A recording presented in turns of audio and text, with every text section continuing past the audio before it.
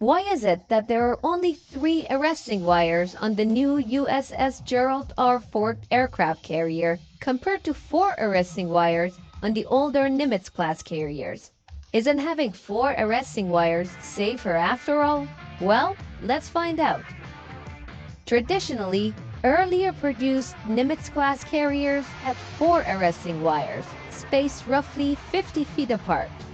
Usually, the pilot aims for the third wire, as it's the safest and the most effective target.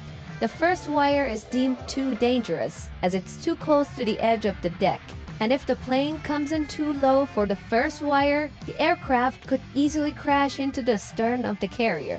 Nevertheless, the wire is still there for an accidental snag.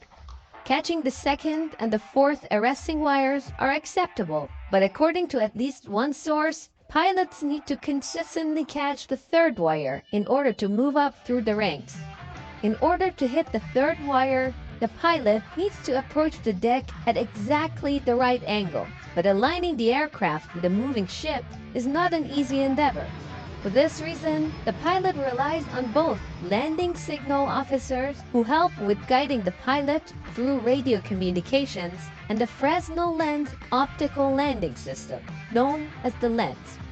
The lens consists of a horizontal row of green lights, known as datum lights, used as a reference, and an amber light, called the meatball, that travels up and down along a vertical column. This lens system is mounted on a gyroscopically stabilized platform to counteract the ship's movements. The lens focuses the amber lights into narrow beams that are directed into the sky at various angles. The pilot will be paying close attention to the meatball as it indicates the airplane's angle of approach in reference to the flight deck. If the meatball is above the datum lights, the plane is approaching too high. If the meatball is below the datum lights, the aircraft is too low. And finally, if the meatball is in line with the row of green lights, the plane is on target.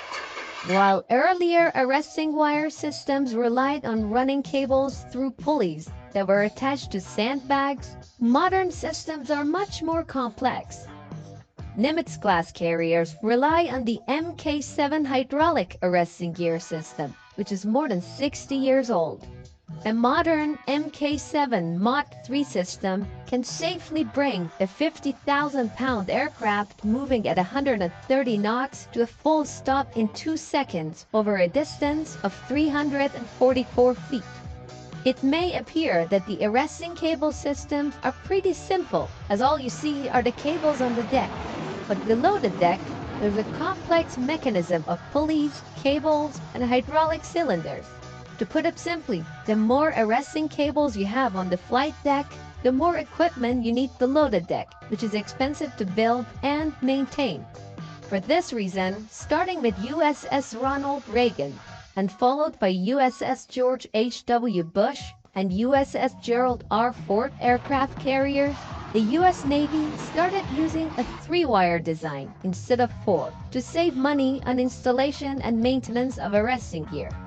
So this was a cost-cutting measure, but it was only allowed to happen due to an additional piece of equipment that allowed a 3-wire system to perform as effectively as a 4-wire system without compromising safety. More on that piece of equipment in just a minute. The new 3-wire system relies on polycore cables, which are designed to withstand more traps than steel cables.